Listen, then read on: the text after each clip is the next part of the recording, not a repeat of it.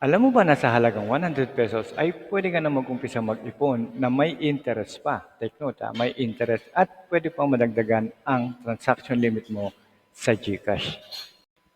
So ngayon tuturo ko sa inyo kung paano natin magagamit ang ating G-Save para mag-ipon at madagdagan ang ating transaction limit. Tara, usahan na natin. Unang-una, ang GSave ay isang digital savings account na kung saan secure ang inyong funds habang kayo ay kumikita ng interest.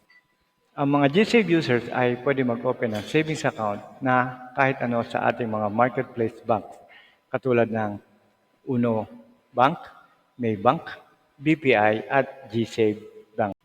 So bakit natin pinili ang CIMB?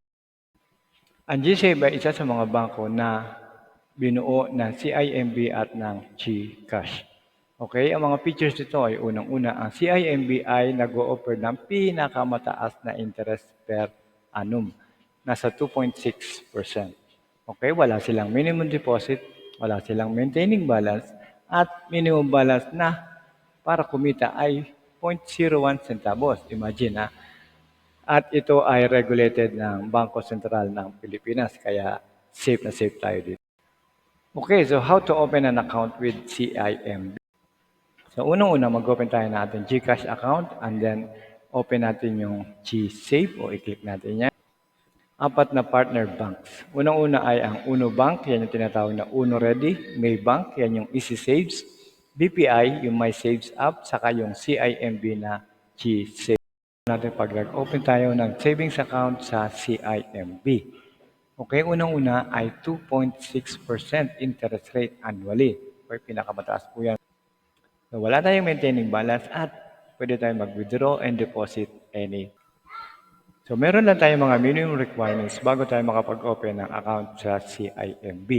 Okay, so unang-una kailangan ang account nyo ay fully verified at dapat 18 years old pataas. And then your email is you submitted a valid ID. So nakapag-submit na kayo ng isang ID at kayo ay kailangan na Filipino citizen.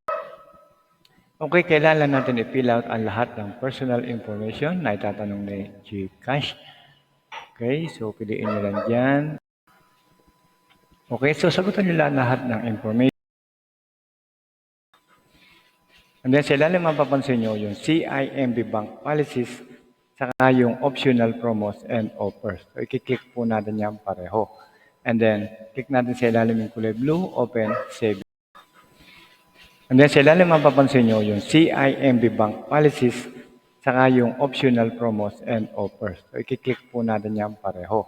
And then click natin sa ilalim yung kulay blue, open, saving.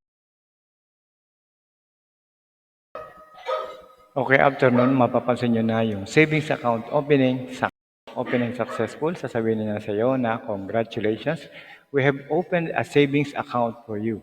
So, pwede na tayo mag-start na mag-deposit anytime. Okay, diretso naman tayo sa question na.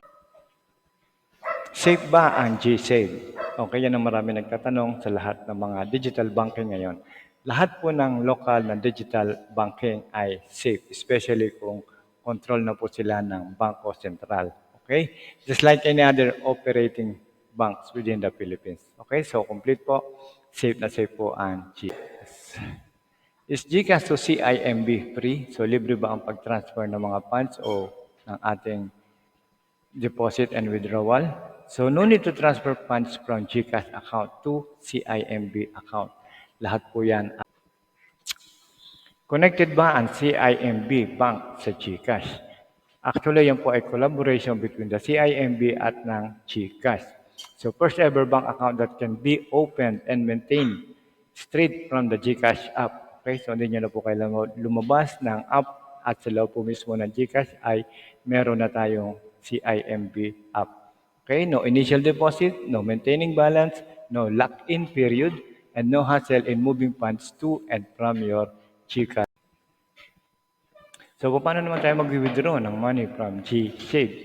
So, number one, on your GSave by CIMB dashboard. So, sa dashboard pa lang, select natin ang withdraw, enter the amount, and then tap next. Review and confirm the amount you want to confirm or to withdraw. And then enter the 6-digit authentication code sent to your GCash registered mobile number. So, pareho lang din ang other withdrawal system ng GCash. Okay? Ang 6-digit authentication. So, meron pa tayong mga ibang GCash video na pwede niyong panoorin. Meron din tayong GCash kung nasira ang inyong phone pero okay naman ang inyong SIM card. So, anong dapat niyong gawin? Meron tayong video niyan at paano magpalit ng email. Marami pa rin nagkakaroon ng problema at nakakalimutan nila ang kanilang email, yung kanilang registered email.